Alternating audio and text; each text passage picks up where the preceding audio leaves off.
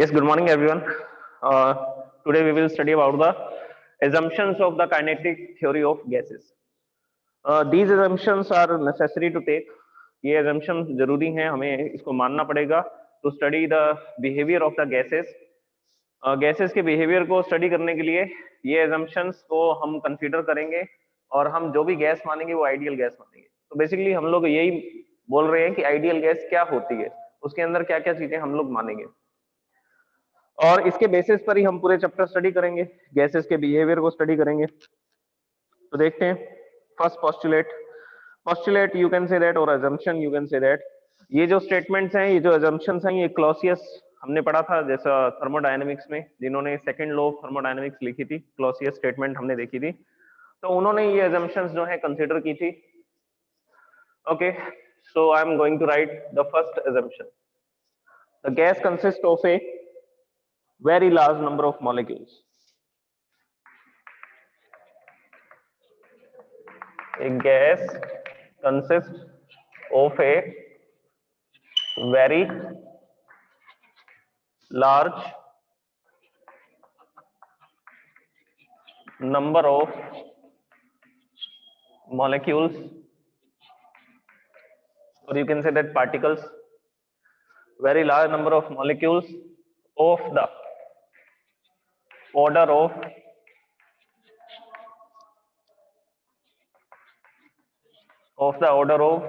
Avogadro's number.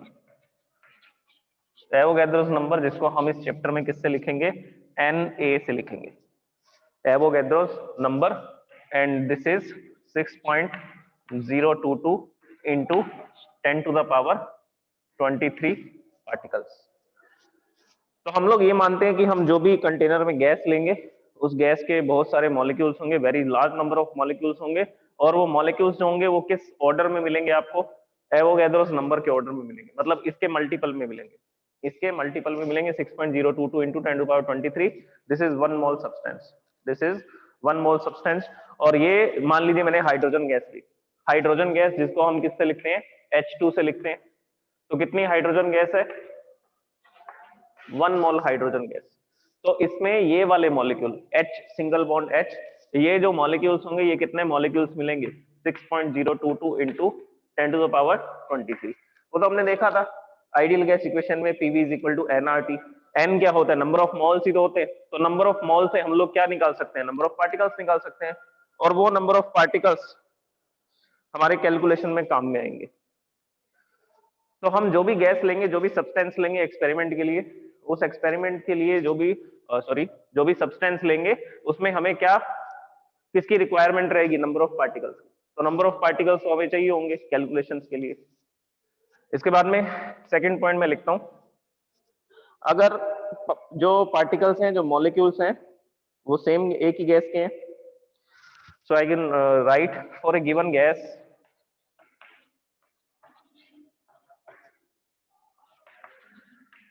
the particles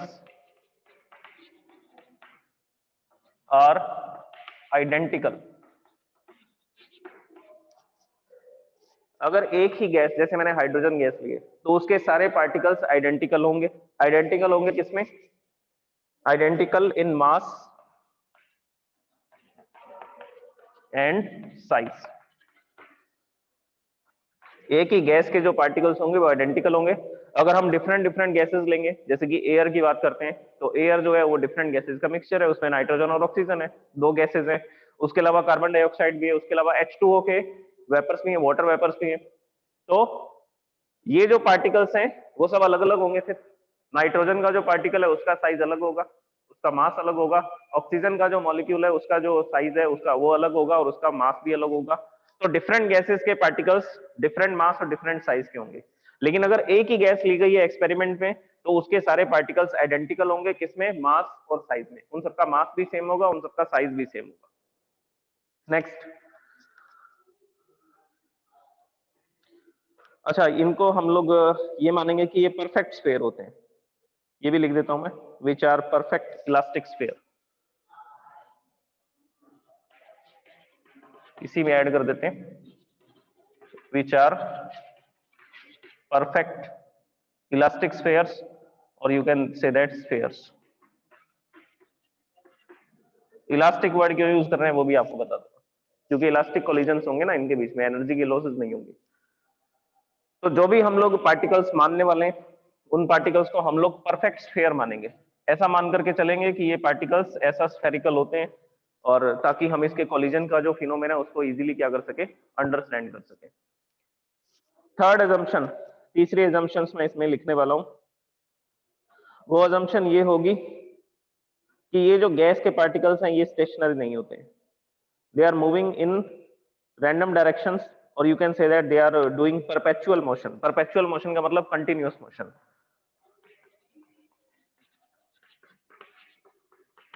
The particles of a gas are in perpetual, or you can say that continuous motion, continuous random motion। ये word भी हम इसमें add कर देंगे, random motion. The particles of a gas are in continuous random motion, okay, in all directions and with different speeds। ये भी इसमें add कर देते हैं, in all possible directions, in all possible directions with all possible velocities, all possible velocities। किसी भी container में जब हम गैस लेंगे तो उसके जो पार्टिकल्स हैं वो कंटिन्यूअसली क्या करते रहेंगे, मोशन करते रहेंगे इन ऑल पॉसिबल डायरेक्शन। जितनी भी डायरेक्शन पॉसिबल है उन सभी डायरेक्शंस में ये जा सकते हैं, उन सभी डायरेक्शंस में ये जा सकते हैं विद ऑल पॉसिबल वेलोसिटीज। और जितनी भी वेलोसिटीज पॉसिबल है, स्लो फास्ट, उन सब वेलोसिटी से ये क्या कर सकते हैं, मूव कर सकते हैं। ओके, इनके पास भी इनर्शिया होगा, जैसे कि आपने न्यूटन फर्स्ट लॉ में पढ़ा था इनर्शिया, तो इनके पास भी इनर्शिया होगा। उस इनर्शिया के कारण ये मोशन में है तो मोशन में रहेंगे। Now the third postulate,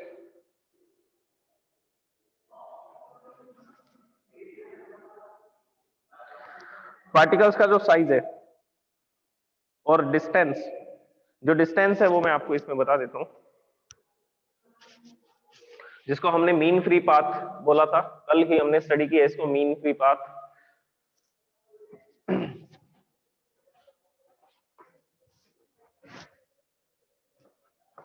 fourth assumption,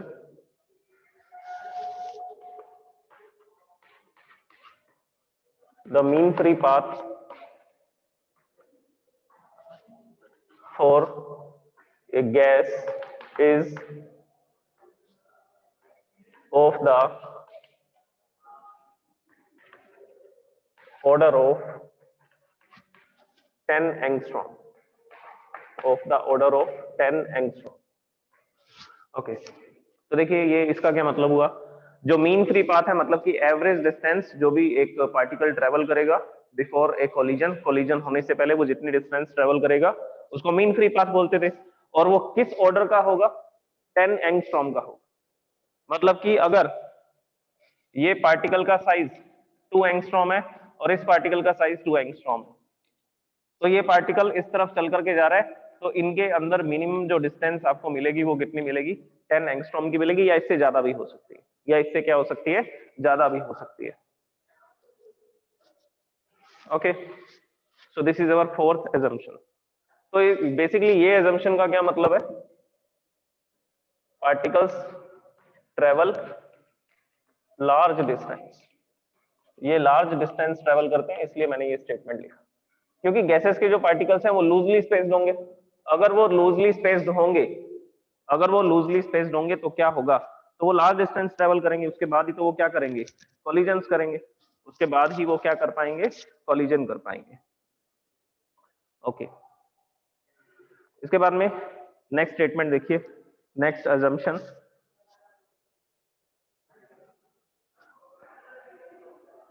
molecules के बीच में कोई भी इंटरेक्शन नहीं होगा।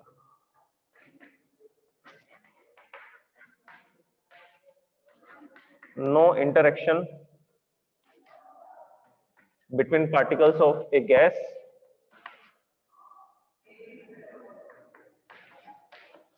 between particles of a gas except collision. collision को छोड़ करके कोई भी इंटरेक्शन नहीं होगा पार्टिकल्स के बीच में।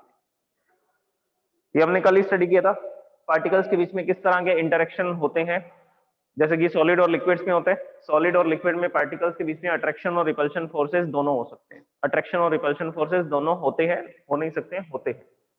तो उनके बीच में इंटरेक्शन है इलेक्ट्रोस्टैटिक फोर्स, और ग्रेविटेशन फोर्स भी हो सकता है, क्योंकि सॉलिड का एक पार्टिकल और दूसरा पार्टिकल दोनों के पास मास है, और जिनके पास मास होता है वो ग्रेविटेशनल फोर्स लगा सकते हैं। तो उनके बीच में ग्रेविटेशनल फोर्स भी है और उनके बीच में इलेक्ट्रोस्टैटिक अट्रैक्शन और रिपल्शन फोर्सेस भी है। तो ये सॉलिड के पार्टिकल्स का इंटरेक्शन है। लेकिन गैस में क्या होगा, गैस में तो पार्टिकल्स लूजली स्पेस्ड होंगे, ऐसा दूर दूर होंगे पार्टिकल्स, तो इतनी दूर होने की वजह से ये चार्जेस एक दूसरे पर कोई फोर्स नहीं लगा सकते। इनके बीच में इलेक्ट्रोस्टैटिक या इलेक्ट्रोमैग्नेटिक फोर्सेस एब्सेंट होंगे। उसके साथ साथ ये जो गैस के पार्टिकल्स हैं, इनका जो साइज है वो नेग्लिजिबल है, इनका जो मास है वो नेग्लिजिबल है। अगर मास नेग्लिजिबल है तो उस केस में ये एक दूसरे पर ग्रेविटेशनल फोर्स नहीं लगाएंगे। तो हम गैसेस के पार्टिकल्स के लिए क्या कंसीडर करके चलेंगे, ये कंसीडर करके चलेंगे कि इनके बीच में किसी भी तरह का इलेक्ट्रोमैग्नेटिक फोर्स नहीं है, किसी भी तरह का इनके बीच में ग्रेविटेशनल फोर्स नहीं है। So there is no interaction between the particles of a gas. तो पार्टिकल्स के बीच में कोई इंटरेक्शन नहीं होगा एक्सेप्ट कोलिजन। टक्कर करेंगे ये उस समय पर इंटरेक्शन होंगे, और ये इंटरेक्शन हमने कल ही डिस्कस किए थे। तो ये ऐसा जाकर के इस डायरेक्शन में इस पार्टिकल से क्या कर सकता है, कोलाइड कर सकता है। तो कोलिजन के दौरान ये एक दूसरे पर अट्रैक्शन रिपल्शन जो भी फोर्सेस लगाना चाहे लगा सकते हैं। और कोलिजन जो होता है वो बहुत छोटे टाइम के लिए होता है। It is a very it is for very short period of time, बहुत स्मॉल टाइम के लिए होते हैं कोलिजन। वर्क एनर्जी पावर में स्टडी किया होगा आपने इसको। तो सिर्फ एक ही ऐसा इंटरेक्शन है, दैट इज कोलिजन। इसके अलावा कोई फोर्सेस नहीं होंगे इन पार्टिकल्स के बीच में। तो इस स्टेटमेंट का ये मीनिंग है। अब इसके बाद देखिए 5 एजम्पशंस हो चुके हैं। नेक्स्ट एजम्पशन हम देखते हैं इसमें क्या हमें लेनी पड़ेगी।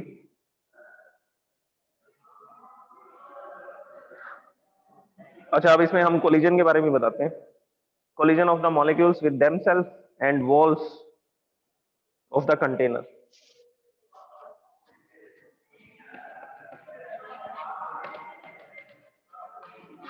collision of particles of gas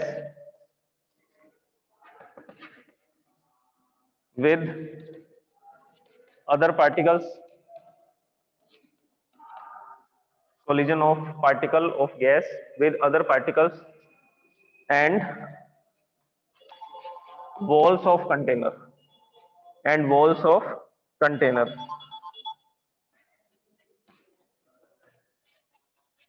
and walls of container.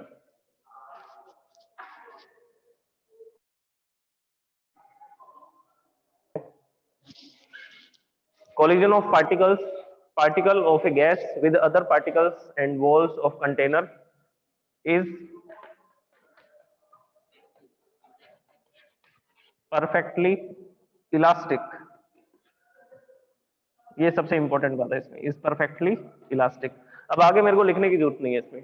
अगर मैंने इसमें लिख दिया परफेक्टली इलास्टिक कोलिजन हो रहे हैं, तो इसमें आप समझ जाइए कि उसकी टोटल एनर्जी, गैस की जो टोटल एनर्जी है वो चेंज नहीं होगी, वो कांस्टेंट रहेगी। पार्टिकल्स की एनर्जी बदल सकती है, पार्टिकल्स की एनर्जी बदल सकती है क्योंकि उनकी कोलिजन के बाद वेलोसिटीज भी बदलेंगी, लेकिन टोटल एनर्जी कांस्टेंट रहेगी। लेकिन टोटल एनर्जी क्या रहेगी, constant. Here I will write.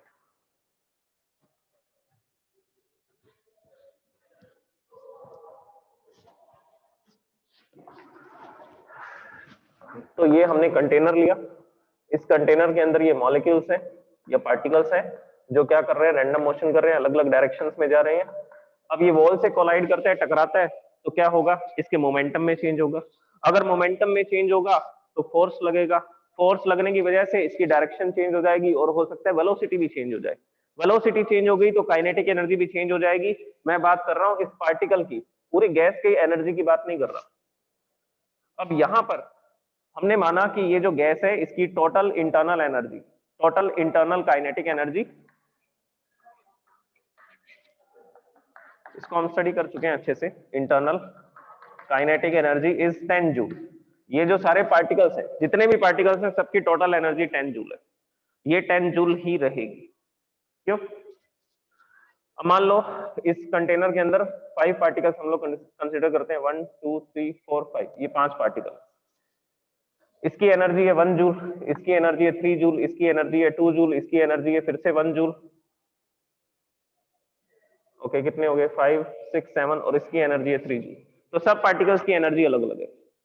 हो सकता है कॉलिजन के बाद इस पार्टिकल की एनर्जी 1 हो जाए, और हो सकता है कॉलिजन के बाद इस पार्टिकल की एनर्जी 3 हो जाए। तो इनकी पार्टिकल्स की एनर्जी तो चेंज हो सकती है, वेलोसिटी चेंज होंगी, डायरेक्शन चेंज होंगी, तो एनर्जीज भी चेंज होंगी।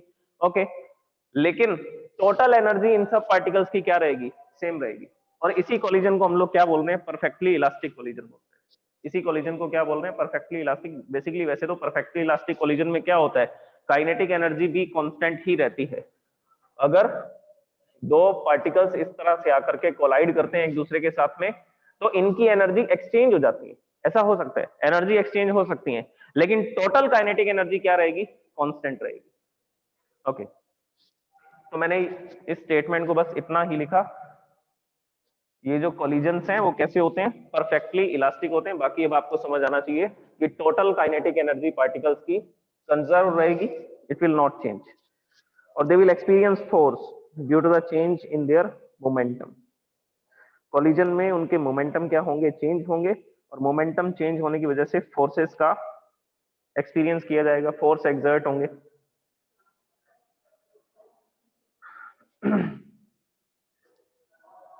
ओके, नेक्स्ट देखिए, नेक्स्ट हम लोग ये कंसीडर करेंगे इसमें कि जो मॉलिक्यूलर डेंसिटी है that is uniform in a container. Molecular density और particle density, you can say that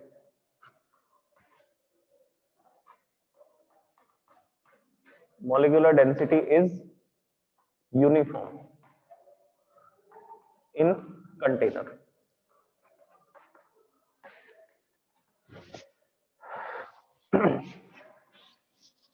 ये जो पार्टिकल्स हैं ये इक्वली डिस्ट्रीब्यूटेड रहेंगे।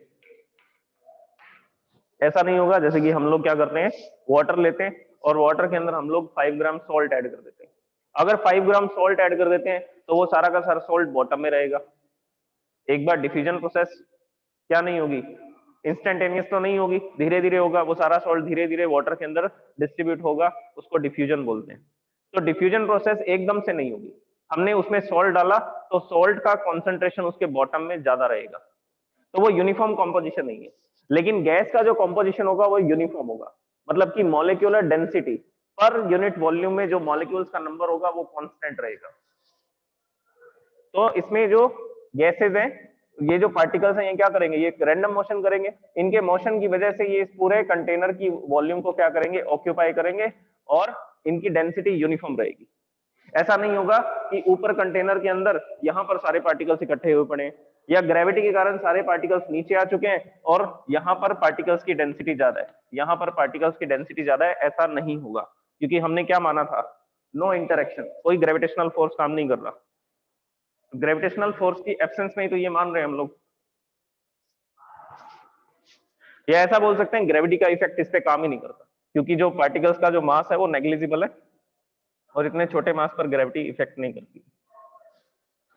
तो ये जो कंटेनर है इसके अंदर जो मॉलिक्यूल्स हैं उनकी डेंसिटी यूनिफॉर्म होगी, मतलब कि जो मॉलिक्यूल्स हैं, जो कॉम्पोजिशन है सब्सटेंस का वो यूनिफॉर्म होगा। जो गैस का कॉम्पोजिशन है वो यूनिफॉर्म रहेगा थ्रू आउट द कंटेनर। इसके अलावा मैंने मीन फ्री पाथ आपको कल ही एक्सप्लेन कर दिया था, उसको इसमें नहीं लिखेंगे।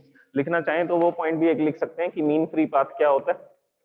The average distance between the two successive collisions, the average distance traveled by a particle between two successive collision is called mean free path, उसको mean free path बोलते हैं। तो ये पॉइंट इसमें ऐड कर सकते हैं। 9th पॉइंट हम इसमें लिखेंगे,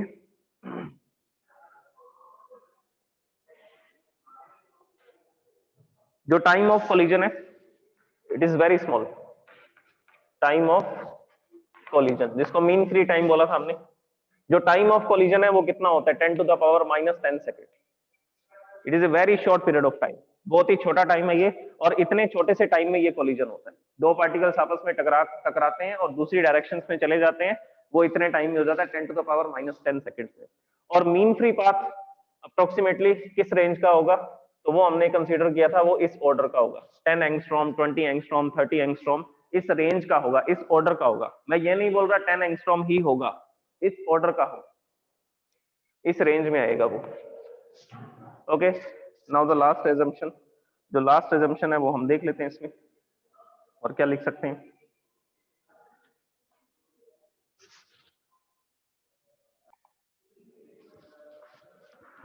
नेक्स्ट पॉइंट इज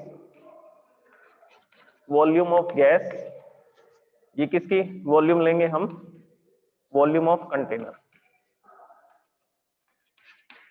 देखिए एक्चुअल वॉल्यूम तो बहुत कम है, एक्चुअल वॉल्यूम तो बहुत कम होगी, क्योंकि हमने जो कंटेनर लिया है उसमें मोस्ट ऑफ द स्पेस तो एम्प्टी है ना। ये पार्टिकल्स तो बहुत छोटे साइज के हैं, ये तो हम देख भी नहीं सकते, इतने छोटे साइज के हैं। तो ये जो पार्टिकल्स हैं ये क्या कर रहे हैं, ये अलग अलग डायरेक्शन में रैंडम मोशन कर रहे हैं, और इनके बीच में बहुत सारा स्पेस है। तो एक्चुअल वॉल्यूम जो है वो डिफरेंट है, गैस की जो एक्चुअल वॉल्यूम है वो बहुत कम है। तो हम लोग किसकी वॉल्यूम को कंसीडर करेंगे, तो आंसर है हम लोग कंटेनर की वॉल्यूम को कंसीडर करेंगे। जो कंटेनर की वॉल्यूम होगी हम बोलेंगे कि हमारी गैस ने उतनी ही वॉल्यूम ऑक्यूपाई कर रखी है।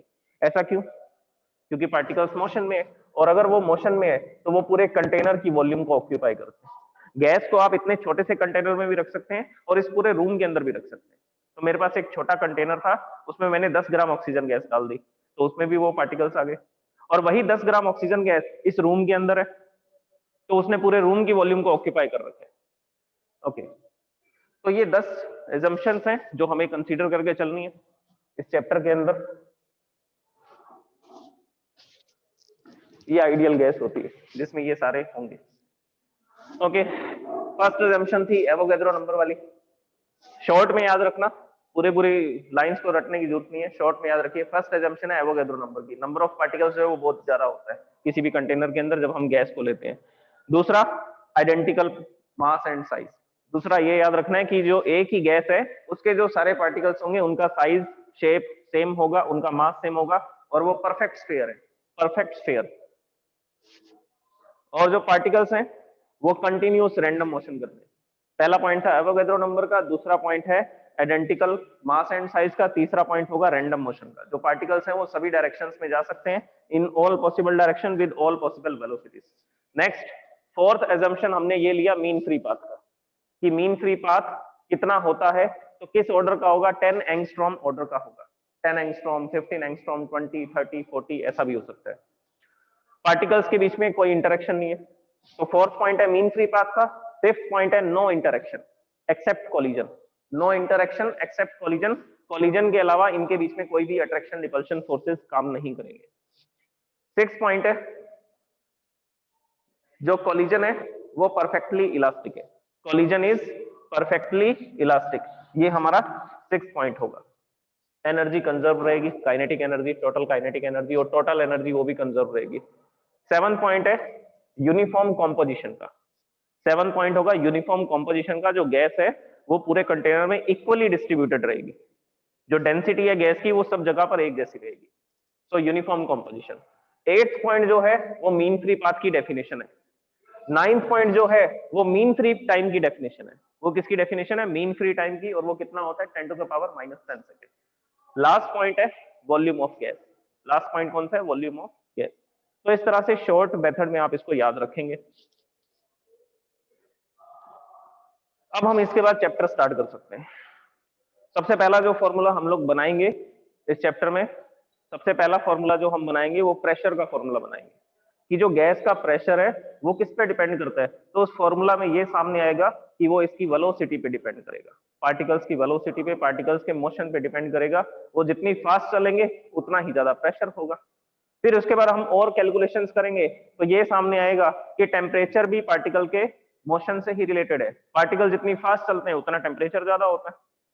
इसी तरह से वॉल्यूम जो है वो भी पार्टिकल के मोशन के कारण ही है, ये मूव कर रहे हैं इसी कारण से, तो पूरे कंटेनर की वॉल्यूम को क्या कर लेते हैं, पूरे कंटेनर की वॉल्यूम को ऑक्यूपाई कर लेते हैं।